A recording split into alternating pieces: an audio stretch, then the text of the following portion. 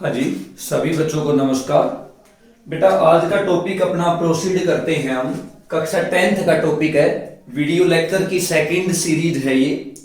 इससे पहले first video lecture और I think second video lecture भी हम डिस्कस कर चुके हैं और उसमें हम पीरियोडिक टेबल की क्लासिफिकेशंस कैसे ब्लॉक बनाए गए, उसमें कैसे मॉडर्न पीरियोडिक टेबल डेवलप हुई, वो सब हम डिस्कस कर चुके हैं। और आज हम डिस्कस करेंगे trends in modern periodic table. Modern periodic table class 10th का टॉपिक है बेटा। ये टॉपिक का नाम है classification of element and periodicity. Right. तो without wasting so much time, काफी कुछ डिस्कस करना है तो सेशन को स्टार्ट करते हैं हम। ट्रेंड्स में बेटा मैं पहले तो डिस्कस करूंगा वैलेंस इलेक्ट्रॉन का ट्रेंड। वैलेंस इलेक्ट्रॉन मैं आपको बता दूं एक बार, वैलेंस इलेक्ट्रॉन क्या होता है बेटा। Number of electron in outermost shell, उसको हम वैलेंस इलेक्ट्रॉन बोलते हैं। जैसे मैं अभी कुछ एलिमेंट लिख रहा हूं, जैसे मैंने लिखा लिथियम, लिथियम से आगे है अपना बेरिलियम, बेरिलियम से आगे है बोरोन, बोरोन से आगे है एल्यूमिनियम, एल्यूमिनियम सॉरी बोरोन के जस्ट नीचे है एल्यूमिनियम, बोरोन से आगे है कार्बन, कार्बन से आगे है अपना नाइट्रोजन, नाइट्रोजन से आगे है अपना ऑक्सीजन, ऑक्सीजन से आगे है फ्लोरीन और फ्लोरीन से आगे है अपनी नोबल गैस नियोन। ठीक है।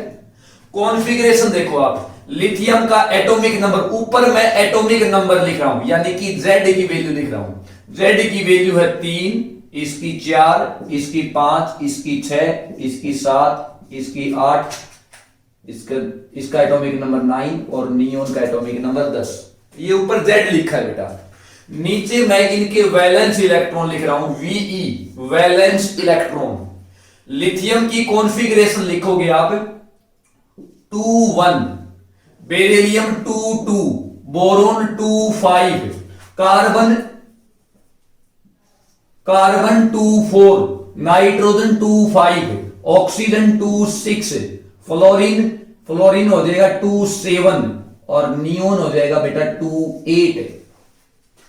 राइट। आप ऐसे भी लिख सकते हो, ये हो जाएगा बेटा 1s2 2s1, ये हो जाएगा 1s2 2s2, ये हो जाएगा 1s2 2s2 और 2p1, ये हो जाएगा बेटा 1s2 2s2 2p2, 1s2 2s2 2p3 और ये हो जाएगा 1s2 2s2 2p4 और ये हो जाएगा 1s2 2s2 2p5, 5 और 4 9 और ये हो जाएगा 1s2 2s2 2p6, 6 और 4 10।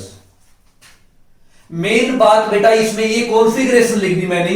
वैलेंस इलेक्ट्रॉन मैं अब यहां पे डिस्कस करता हूं। देखो आउटर मोस्ट सेल में इलेक्ट्रॉन 1, आउटर मोस्ट में 2, आउटर मोस्ट में 3, आउटर मोस्ट में 4, आउटर मोस्ट में 5, आउटर मोस्ट में 6, आउटर मोस्ट में 7, आउटर मोस्ट में इलेक्ट्रॉन 8। ये वैलेंस इलेक्ट्रॉन का नंबर लिख दिया बेटा मैंने। जैसे जैसे मैं पीरियड में जा रहा हूं, ये मैंने अलोंग द पीरियड लिखा। ये जितने भी मेंबर आपको दिखाई दे रहे हैं सारे के सारे मेंबर बेटा सेकंड पीरियड के हैं, सेकंड पीरियड के मेंबर हैं बेटा। ये वैलेंस इलेक्ट्रॉन का ट्रेंड देख लीजिए आप। जब मैं पीरियोडिक टेबल में left to right along a period movement कर रहा हूं, वैलेंस इलेक्ट्रॉन की संख्या एक एक करके बढ़ती जा रही है। पहले 1 था, फिर 2 हो गया, फिर 3 हो गया, फिर 4 हो गया, फिर 5 हो गया, फिर 6 हो गया, फिर 7 हो गया, फिर 8 हो गया। अगर मैं ग्रुप की बात करूं अलोंग एक ग्रुप, तो लिथियम से नीचे बेटा सोडियम है, सोडियम से नीचे पोटासियम है, पोटासियम से नीचे बेटा रुबेडियम है, आरबी। अगर आप देखोगे सोडियम में वैलेंस इलेक्ट्रॉन 1 है, पोटासियम में वैलेंस इलेक्ट्रॉन 1 है, रुबेडियम में वैलेंस इलेक्ट्रॉन 1 है बेटा। वैलेंस इलेक्ट्रॉन जब मैं ग्रुप में टॉप टू बॉटम आता हूं मैं, ये पहला एल्कली मेटल वाला ग्रुप है, पहला ग्रुप है, वैलेंस इलेक्ट्रॉन चेंज नहीं हुआ बेटा, 1 1 1 1। अगर मैं आता हूं बोरोन फैमिली में, बोरोन से जस्ट नीचे एल्यूमिनियम है, एल्यूमिनियम से जस्ट नीचे गैलियम है, गैलियम से जस्ट नीचे इंडियम है। वैलेंस इलेक्ट्रॉन एल्यूमिनियम में बेटा 3 होता है, वैलेंस इलेक्ट्रॉन 3 होता है, वैलेंस इलेक्ट्रॉन 3 होता है। आप नोबल गैस में देखोगे नियोन के नीचे आर्गन है, आर्गन के नीचे क्रिप्टोन है, ये जीनोन है और ये रेडोन है। सभी के वैलेंस इलेक्ट्रॉन 8 8 8 है बेटा। अगर आप नाइट्रोजन फैमिली में जाओगे तो नाइट्रोजन फैमिली में नीचे फॉस्फोरस है, फिर आर्सेनिक है, फिर एंटीमनी है और फिर बिस्मथ है। सभी के वैलेंस इलेक्ट्रॉन बेटा जब इलेक्ट्रॉनिक कॉन्फ़िगरेशन लिखेंगे तो उसमें अपने को कितने दिखाई देंगे? 5 5 5 5। एक बात आप केयरफुली नोटिस कीजिए बेटा, ग्रुप में जाने पर वैलेंस इलेक्ट्रॉन चेंज नहीं हो रहे, वो सेम है, सिमिलर है। इसीलिए तो बोला जाता है कि वैलेंस इलेक्ट्रॉन की संख्या सेम है, इसलिए इनकी प्रॉपर्टीज सेम है। पीरियड में जा रहे हो, वैलेंस इलेक्ट्रॉन की संख्या बढ़ती जा रही है, प्रॉपर्टी चेंज होती जा रही है बेटा। ओवरऑल कंक्लूजन इस बात का है कि हमने वैलेंस इलेक्ट्रॉन का ट्रेंड नोटिस किया है पीरियोडिक टेबल में, और वो ट्रेंड ये कहता है कि जब आप लेफ्ट टू राइट पीरियड में जाओगे वैलेंस इलेक्ट्रॉन इंक्रीज करता जाएगा एक एक स्टेप, और अलोंग द ग्रुप एक पर्टिकुलर ग्रुप में वैलेंस इलेक्ट्रॉन उतने ही रहेंगे। ग्रुप चेंज हो गया, वैलेंस इलेक्ट्रॉन बदल जाएगा। जैसे इसमें एक एक वैलेंस इलेक्ट्रॉन, बोरॉन में 3 3 हो गए, नाइट्रोजन में 5 5 हो गए, नोबल गैस में 8 8 हो गए। हीलियम है वो एक्सेप्शन है, हीलियम का वैलेंस इलेक्ट्रॉन 2 है बेटा। उसकी प्रॉपर्टीज नोबल गैस के साथ मैच करती हैं, इसलिए उसको रख दिया गया है अकॉर्डिंग टू इलेक्ट्रॉनिक कॉन्फ़िगरेशन। वो एस ब्लॉक का एलिमेंट है, ग्रुप नंबर 2 में रखा जाना चाहिए, राइट? ओके, आई होप ये आपको समझ में आया होगा बेटा, ऐसी कोई बड़ी बात नहीं है।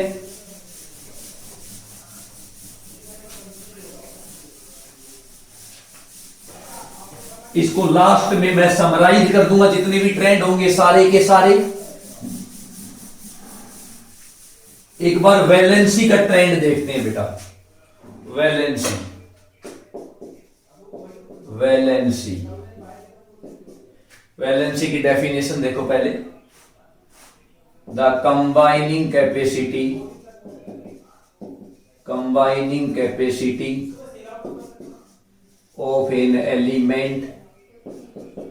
of an element called valency if the number of valence electron are 1 and 2, their valency is also, इसमें ऐसा करते हैं, सॉरी यहां पे थोड़ा सा अपडेट करना पड़ेगा भाई। If the number of valence electron are 1 2 3 and 4 up to 4 तक, their valency is also 1 2 3 4। Valence electron के बराबर ही वैलेंसी रहेगी। If valence electron exceed from 4, then valency is equal to 8 minus number of valence electron। अगर valence electron की संख्या 4 से ज्यादा होती है, जैसे कि नाइट्रोजन फैमिली में 5 हो जाएंगे, हेलोजन में 7 हो जाएंगे, ऑक्सीजन फैमिली चैल्कोजेंस 6 हो जाएंगे, नोबल गैस 8 हो जाएंगे, तो उनको बेटा 8 में से लेस कर दो। ठीक है, जैसे नाइट्रोजन फैमिली के लिए क्या कर दूंगा, फॉर नाइट्रोजन फैमिली 8 - 5 3 वैलेंसी है बेटा। फॉर ऑक्सीजन फैमिली 8 - 6 2 वैलेंसी बेटा। फॉर नोबल गैस 8 - 8 0 वैलेंसी है बेटा, इसीलिए तुमको जीरो ग्रुप में बोलते हैं कि जीरो ग्रुप में रखे हुए, किसी के साथ कनेक्ट ही नहीं होते वो, ना तो इलेक्ट्रॉन लॉस करते ना गेन करते, ऑलरेडी उनका ऑक्टेट कंप्लीट है बेटा, स्टेबल है, किसी के साथ जल्दी से बॉन्ड नहीं बढ़ाते, 0 वैलेंसी बेटा। एक बार ट्रेंड देखते हैं, वैलेंसी का ट्रेंड कैसे क्या है पीरियोडिक टेबल में।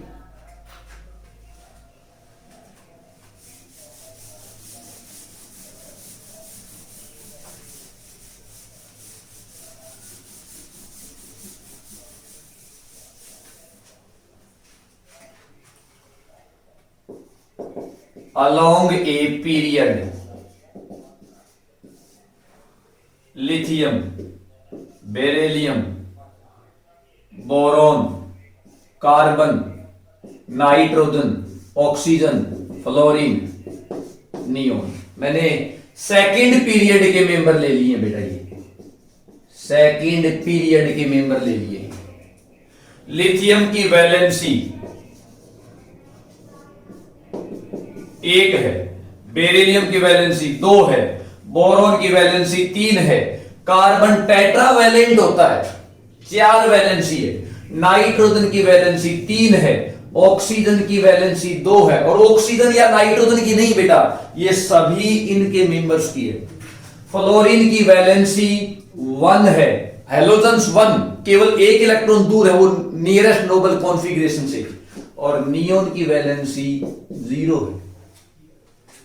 हालांकि बेटा एक बात बता दूं मैं, ऑक्सीडेशन स्टेट का एक टॉपिक आता है जिसमें हम इमेजनरी चार्ज पढ़ते हैं, क्योंकि न्यूट्रल आइसोलेटेड एटम जो होता है ना उसके ऊपर चार्ज 0 होता है बेटा वो, ठीक है।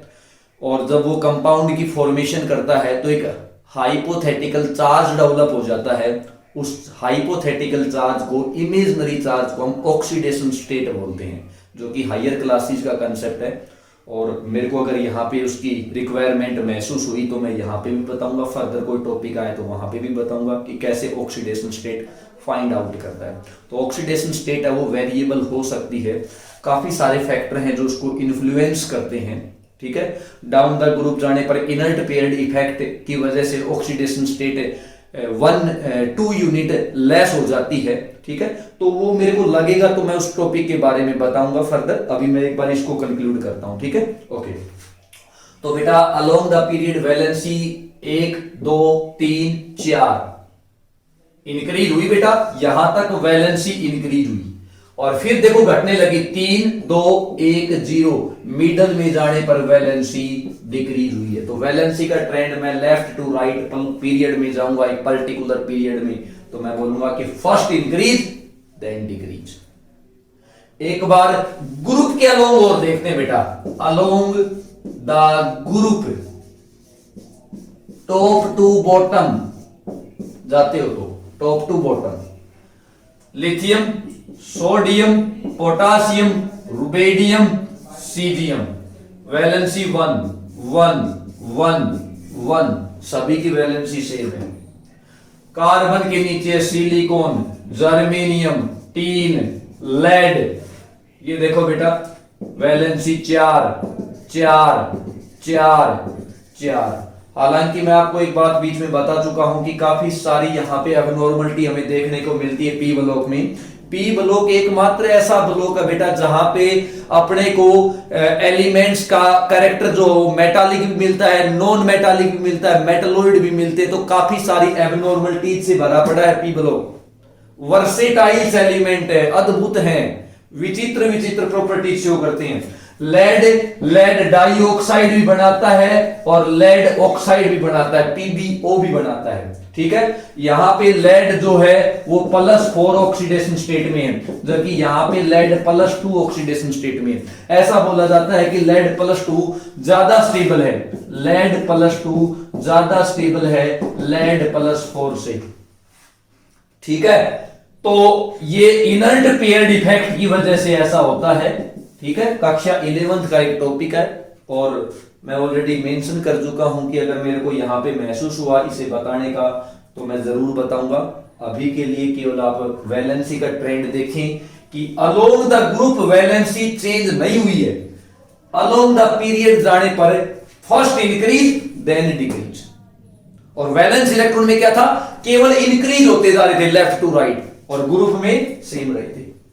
ठीक है, ओके, दो ट्रेंड हो गए अपने, वैलेंस इलेक्ट्रॉन, वैलेंसी। बहुत सारी ऐसी प्रॉपर्टी होती हैं जो डिसाइड की जाती है वैलेंसी से और वैलेंस इलेक्ट्रॉन से।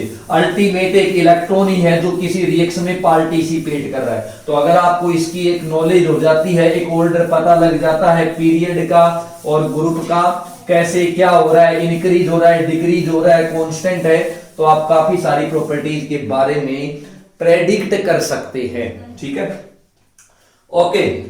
उसके बाद बेटा नेक्स्ट ट्रेंड आता है, नेक्स्ट ट्रेंड आता है, मैं लिख देता हूं यहां पे, metallic character oblique non metallic character, non metallic character. ठीक है, ओके ओके, यानी कि मैं इसमें बताऊंगा electro positive character oblique electro negative character, electronegative character. ठीक है, मेटल बेटा इलेक्ट्रोनेगेटिव होती है। ये टॉपिक को मैं डिटेल से पढ़ा हूं, थोड़ा सा कंसेप्ट क्लियर कर दूं मैं।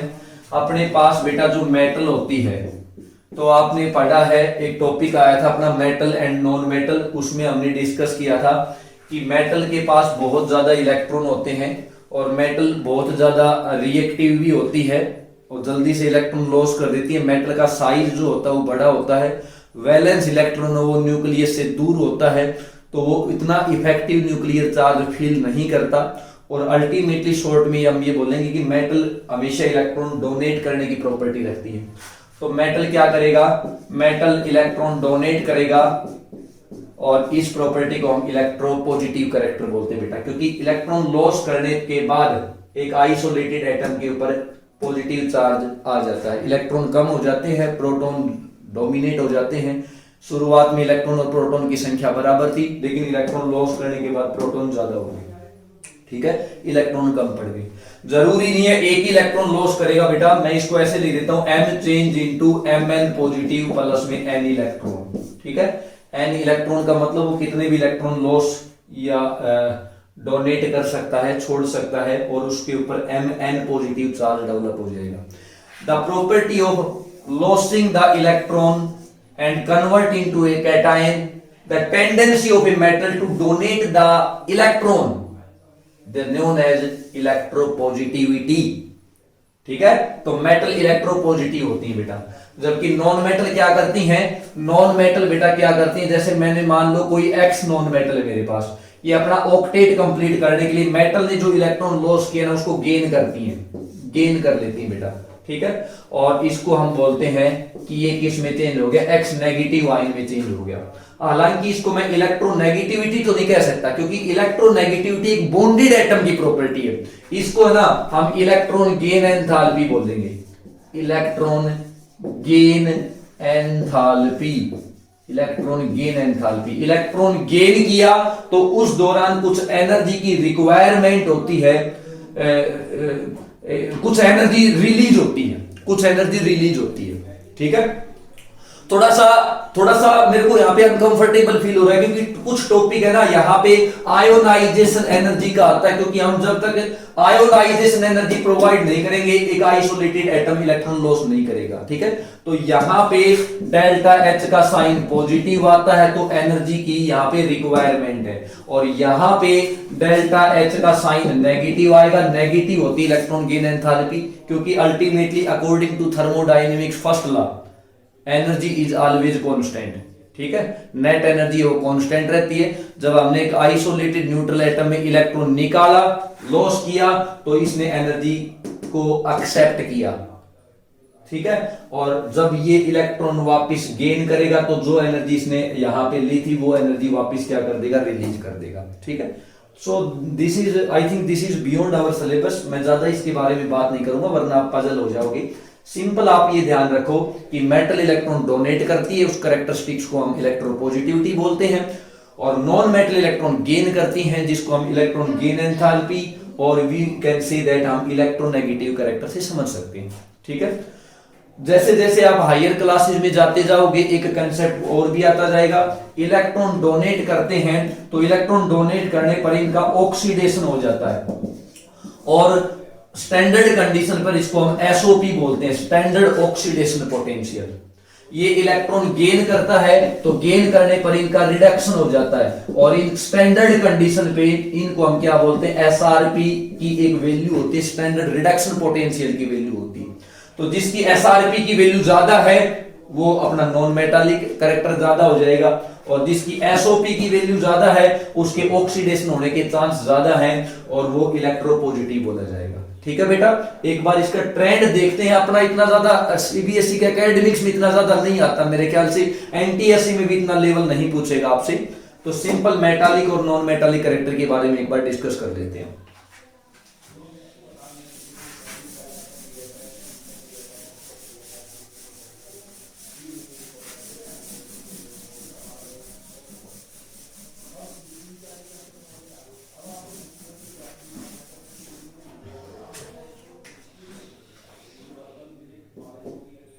इन पीरियड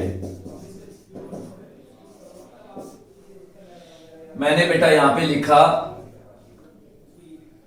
सोडियम, सोडियम से आगे मैग्नीशियम, मैग्नीशियम से आगे आ जाता है अपना एल्यूमिनियम, एल्यूमिनियम से आगे आ जाएगा सिलिकॉन, सिलिकॉन से आगे आ जाएगा अपना नाइट्रोजन फॉस्फोरस, और उसके बाद यहां पे आ जाएगा सल्फर, यहाँ पे आ जाएगा फ्लोरीन क्लोरीन, और हीलियम नियोन आर्गन आ जाएगा बेटा यहाँ पे। इसको एक्सक्लूड कर देता हूँ एक बार, क्योंकि मेटल ये तो अपने नोबल गैस है, इसकी तो अपने अलग से ही अपनी प्रॉपर्टीज है, ये ना तो इलेक्ट्रॉन लॉस करता ना गेन करता। तो यहाँ पे तो मैं किसके बेस पर बता रहा हूँ, मेटल इलेक्ट्रॉन लॉस कर रही है और नॉन मेटल इलेक्ट्रॉन गेन कर रही है, तो मैंने इसको एक्सक्लूड कर दिया, आर्गन का तो कोई लेना देना ही नहीं है। देखिए भाई, सोडियम, मैग्नीशियम, एल्यूमिनियम, ये तीनों के तीनों बेटा मेटालिक है नेचर में, मेटालिक। सिलिकॉन है ये अपना मेटलोइड है, मेटल और नॉन मेटल दोनों की कैरेक्टरिस्टिक्स शो करता है, ठीक है। तो धीरे धीरे इसका मतलब नॉन मेटल कैरेक्टर आ गया ना, मेटल से देखो नॉन मेटालिक कैरेक्टर भी आ गया, हल्का हल्का मेटालिक कैरेक्टर भी शो करता है, तो इसको मेटलोइड बोल दिया हमने। और what about phosphorus, sulphur, chlorine, ये बेटा अपने नॉन मेटल है, नॉन मेटल है। अगर मैं इसमें पूछूं कि सबसे ज्यादा मेटालिक कौन सा है, तो ये सोडियम जो है ना बेटा, ये मोस्ट मेटालिक है बेटा, मोस्ट मेटालिक, बहुत ज्यादा इलेक्ट्रोपॉजिटिव है, हाईली इलेक्ट्रोपॉजिटिव। और आपने पढ़ा होगा जो जितना हाईली इलेक्ट्रोपॉजिटिव होगा वो उतना ही ज्यादा रिएक्टिव भी होगा। सोडियम बहुत जल्दी से इलेक्ट्रॉन लॉस कर देता है, इसीलिए सोडियम इतना ज्यादा रिएक्टिव है, इतना ज्यादा रिएक्टिव है कि नॉर्मली कंडीशन पे लैब में उसे स्टोर किया जाता है केरोसिन ऑयल में या फिर पैराफिन वैक्स के अंदर, क्योंकि जैसे उसे बाहर निकालोगे तुरंत एयर के साथ वो रिएक्शन करेगा, sodium hydroxide and hydrogen gas की प्रिपरेशन हो जाएगी। बहुत ही एक्सोथर्मिक, हाईली एक्सोथर्मिक रिएक्शंस होती है, इसलिए उसको कोई एक्सीडेंट ना हो इसलिए हम उसको प्रोटेक्ट करके रखते हैं पैराफिन वैक्स के अंदर या केरोसिन ऑयल के अंदर, ठीक है। और सबसे ज्यादा अगर इस पीरियड में पूछा जाए नॉन मेटालिक कौन सा है, तो बेटा ये क्लोरीन हो जाएगा, नॉन मेटालिक, राइट। तो बेटा ये अलोंग द पीरियड ये ट्रेंड है, मैं ये कहूंगा कि मेटालिक प्रॉपर्टी है वो पीरियड के अंदर जाने पर धीरे धीरे कम होती जा रही है।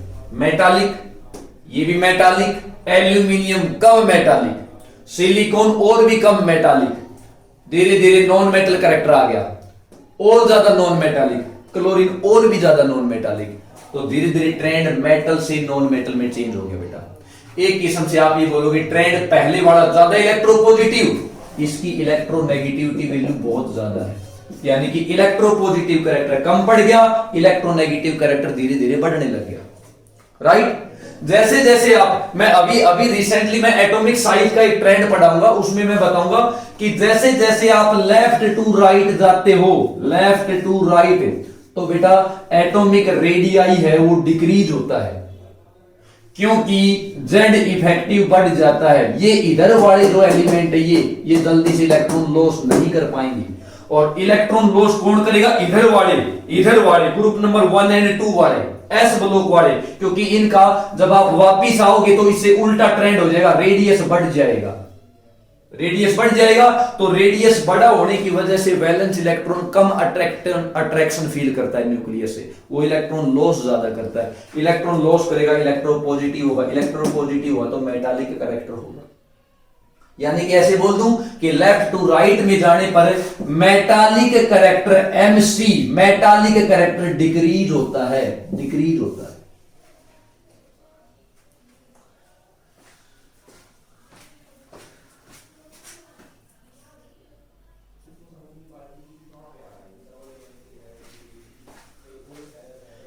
हाँ बेटा, तो कंटिन्यू करते हैं इसको। इन एक ग्रुप में क्या होता है, पीरियड का हमने पढ़ लिया, पीरियड में मेटालिक कैरेक्टर डिक्रीज हो रहा है, ग्रुप में क्या हो रहा है देखिए एक बार, lithium, sodium, potassium, rubidium, caesium. Francium को मैंने ले रखा क्योंकि वो आपको पता रेडियो एक्टिव होता है, अनस्टेबल है वैसे ही। तो बेटा क्या करेगा वैलेंस इलेक्ट्रॉन एक एक हम पहले पढ़ चुके हैं इसके बारे में, ठीक है, थोड़ा सा और मेंशन कर देता हूं, 2 1 2 8 1 2 8 8 1, ठीक है, ओके, ये सभी जानते हैं हम। कॉन्फ़िगरेशन के बारे में मैंने पहले भी बता दिया था, helium, neon, argon, krypton, helium, neon, argon, krypton, xenon, ठीक है। कॉन्फ़िगरेशन लिख रहा हूं बेटा, और कुछ नहीं है। ये हो जाएगा अपना 2s1 3s1 4s1 5s1 और ये हो जाएगा 6s1। ये मैंने इसलिए लिखा क्योंकि ताकि आपको अंदाजा लग जाए कि nearest noble gas configuration achieve करने के लिए जल्दी से अपना एक एक इलेक्ट्रॉन क्या कर देंगे, लॉस कर देंगे और कैटाइन में चेंज हो जाएंगे। मोनोवैलेंट हैं ये सारे के सारे, यूनिपॉजिटिव कैटाइन की फॉर्मेशन कर देंगे ताकि ये अपने अपने रेस्पेक्टिव नोबल गैस कॉन्फ़िगरेशन को अचीव कर लें। इस साइड देख लो एक बार, लिथियम को छोड़ के बाकी के सारे एक एक इलेक्ट्रॉन लॉस कर रहे हैं, मतलब लिथियम भी ऐसा नहीं कि लॉस नहीं कर रहा, मैंने कहा कि नियरेस्ट ऑक्टेट अचीव हो जाएगा, ये डुप्लेट अचीव करेगा अपना, ठीक है। अल्टीमेटली हमें तो फाइनल रिजल्ट ये डिस्कस करना है कि what about metallic character. Down the group आते हो बेटा, जब आप टॉप टू बॉटम आए तो धीरे धीरे मेटालिक कैरेक्टर इंक्रीज हो जाता है, क्योंकि जैसे जैसे डाउन द ग्रुप आते हो आप रेडियस धीरे धीरे इंक्रीज होता जाएगा, क्योंकि नंबर ऑफ सेल बढ़ती जा रही है, एन प्रिंसिपल क्वांटम नंबर की वैल्यू बढ़ती जा रही है। ये देखो ना, second shell, third shell, fourth shell, fifth shell, sixth shell, एक एक स्टेप नीचे आने पर नंबर ऑफ सेल बढ़ रही है। वैलेंस इलेक्ट्रॉन न्यूक्लियस से दूर जा रहा है तो वो अट्रैक्शन कम फील करता है। इलेक्ट्रॉन सबसे ज्यादा अट्रैक्शन कौन सा फील करेगा? जो न्यूक्लियस के सबसे नजदीक है, और जो दूर चला गया वो साइज बड़ा हो गया तो वो थोड़ी सी आयोनाइजेशन एनर्जी देने पर ही आराम से क्या करेगा, इलेक्ट्रॉन लॉस कर देगा, यानी कि इलेक्ट्रोपॉजिटिव कैरेक्टर बहुत ज्यादा हो जाएगा। और जितना ज्यादा इलेक्ट्रोपॉजिटिव कैरेक्टर होगा, जितनी एसओपी की वैल्यू जितनी ज्यादा होगी, उतने ही चांस होंगे ऑक्सीडेशन होने की, ऑक्सीडेशन पोटेंशियल, राइट बेटा। तो मैं ये कहूंगा कि लेफ्ट टॉप टू बॉटम आने पर मेटालिक कैरेक्टर इंक्रीज होता है। लिथियम से ज्यादा मेटालिक सोडियम है, सोडियम से ज्यादा मेटालिक पोटासियम है, पोटासियम से ज्यादा मेटालिक रुबेडियम है, रुबेडियम से ज्यादा मेटालिक सीजियम है। अगर मैं इलेक्ट्रॉन लॉस होने के बेस पे रिएक्टिविटी बताऊं तो सबसे ज्यादा रिएक्टिव क्या है? लिथियम से ज्यादा रिएक्टिव सोडियम है, सोडियम से ज्यादा रिएक्टिव पोटासियम है, पोटासियम से ज्यादा रिएक्टिव रुबेडियम है, और रुबेडियम से ज्यादा रिएक्टिव सीजियम है बेटा। इलेक्ट्रॉन लॉस करने की जो टेंडेंसी है वो सीजियम की ज्यादा है, और यही वजह है caesium is used in photo cell. Photo cell में यूज किया जाता है बेटा, सोलर सेल में यूज किया जाता है। फोटो इलेक्ट्रिक इफेक्ट आपको मैं किसी सीरीज में पढ़ाने का मौका मिला तो मैं बताऊंगा, ठीक है। तो ये जल्दी से इलेक्ट्रॉन लॉस कर देता है जैसे ही फोटोन इंसिडेंट फोटोन इससे टकराते हैं, ठीक है। तो वो इलेक्ट्रिसिटी जनरेट करता है, सोलर एनर्जी सन एनर्जी को कन्वर्ट करता है इलेक्ट्रिक एनर्जी में, ठीक है। सो ये मेन वजह है। मेन ट्रेंड बेटा ये है कि जैसे जैसे आप टॉप टू बॉटम आते हो मेटालिक कैरेक्टर इंक्रीज होता है, तो ऑब्वियसली नॉन मेटालिक कैरेक्टर क्या हो जाएगा? डिक्रीज हो जाएगा। एक बार अदर कुछ एग्जांपल लेता हूं मैं। ये देखो ना आप, boron, aluminium, gallium, indium, thallium. Boron आपका कैसा है? नॉन मेटल है। एल्यूमिनियम क्या है? मेटल है। गैलियम कैसा है आपका? गैलियम मेटल होती है बेटा, इंडियम भी मेटल होती है, थैलियम भी क्या है? मेटल है बेटा, मेटल है। जैसे जैसे डाउन द ग्रुप आ रहे हो मेटालिक कैरेक्टर इंक्रीज होता जा रहा है, ठीक है। कार्बन, सिलिकॉन, जर्मेनियम, टीन और लेड। कार्बन बेटा आपका नॉन मेटल है, सिलिकॉन और जर्मेनियम क्या है? मेटलोइड है बेटा। धीरे धीरे देखो मेटल कैरेक्टर आने लग गया ना। और टीन और लेड है ये अपने क्या है? मेटल है बेटा। एक बार मैं इसमें इंक फिल कर लेता हूं, थोड़ा सा इंटरप्शन होगा।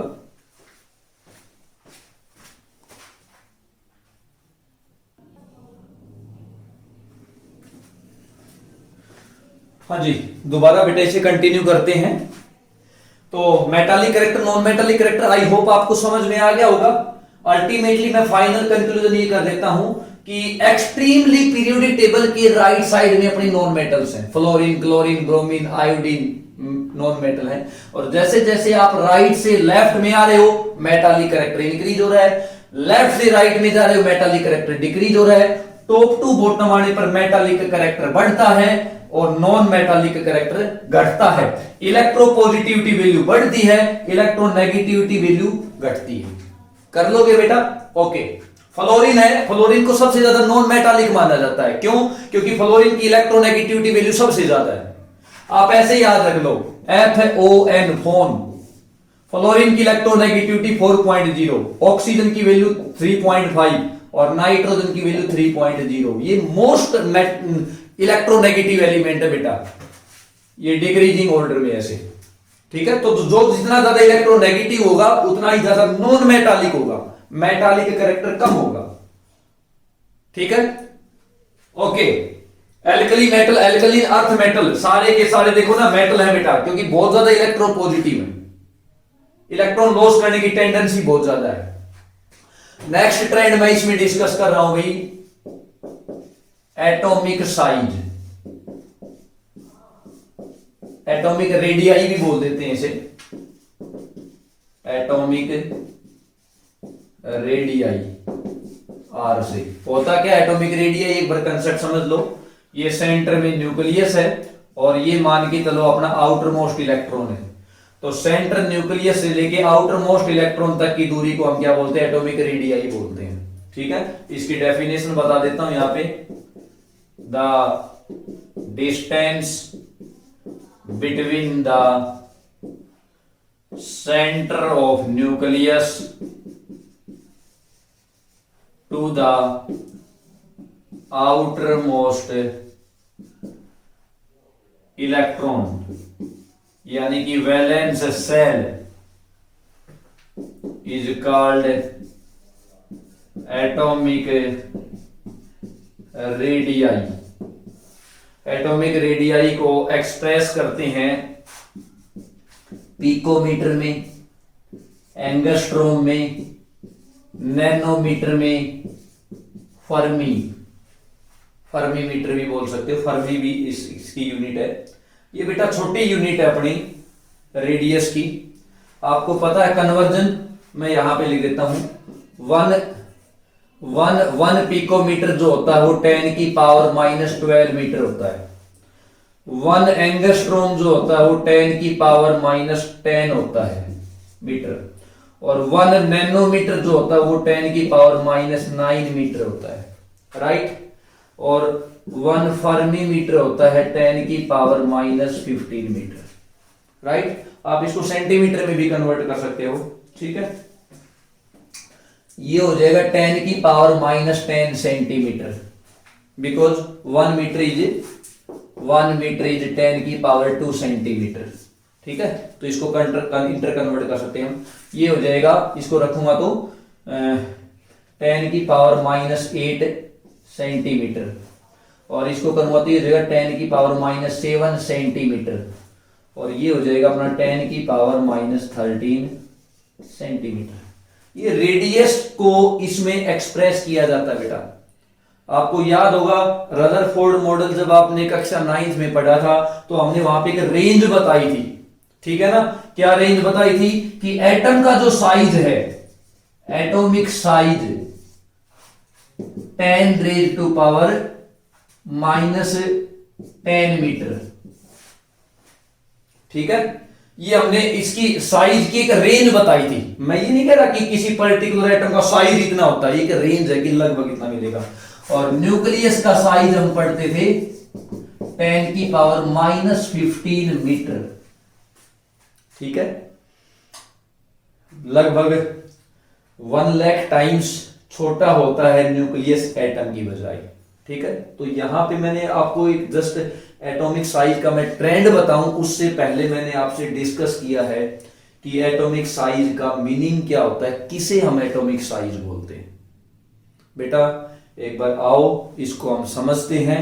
थोड़ा सा मैं आपको वर्बली बता दूं, जैसे जैसे आप पीरियड में जाओगे, ट्रेंड मैं केवल आपको 2 तरीके के पढ़ा रहा हूं। अलोंग द पीरियड क्या हो रहा है, अलोंग द ग्रुप क्या हो रहा है, टॉप टू बॉटम आने पर क्या हो रहा है। आपने इलेक्ट्रॉनिक कॉन्फ़िगरेशन इससे पहले भी पढ़ी है और थोड़ा सा आइडिया भी मिल गया आपको। जैसे जैसे आप डाउन द ग्रुप आ रहे हो, तो मैंने कॉन्फ़िगरेशन लिख के थोड़ी देर पहले बताया था, हर स्टेप पे सेल इंक्रीज होती जा रही है।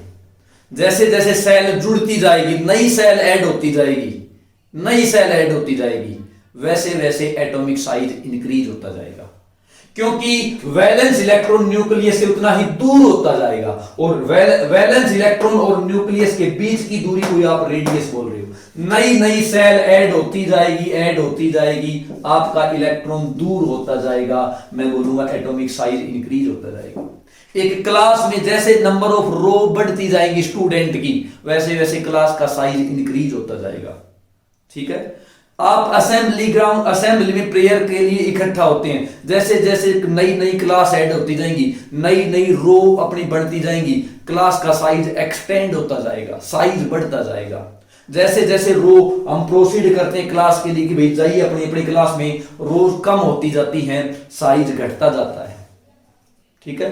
तो डाउन द ग्रुप आने पर एटॉमिक साइज बढ़ता है, लेफ्ट टू राइट साइज क्या होता है, डिक्रीज होता है। क्योंकि लेफ्ट टू राइट में ना पीरियड, मैंने पीरियड निकालना सिखाया था इससे पिछले वाले वीडियो लेक्चर में आपको, कि नंबर ऑफ सेल को हम क्या बोलते हैं, पीरियड बोलते हैं। जब आप पीरियड में जाते हो तो सेल उतनी की उतनी रहती है। मान लो कोई सेकंड पीरियड का मेंबर है, लिथियम, लिथियम के बाद अपना क्या है यहाँ पे बेरिलियम है, बेरिलियम के बाद में बोरोन है, कार्बन है, नाइट्रोजन है, देन ऑक्सीजन है, देन फ्लोरीन है। सेल उतनी की उतनी रहती है बेटा, लेकिन हर स्टेप पे न्यूक्लियर चार्ज इंक्रीज हो रहा है। लिथियम में प्रोटॉन 3 है, बेरिलियम में 4 हो जाएंगे, बोरोन में 5 हो जाएंगे, कार्बन में 6 हो जाएंगे। हर स्टेप पे जेड इफेक्टिव की वैल्यू बढ़ती जा रही है, इफेक्टिव न्यूक्लियर चार्ज, ठीक है। तो एक बार देखते हैं भाई, ट्रेंड देखते हैं जल्दी से इनका एक बार, क्या ट्रेंड है।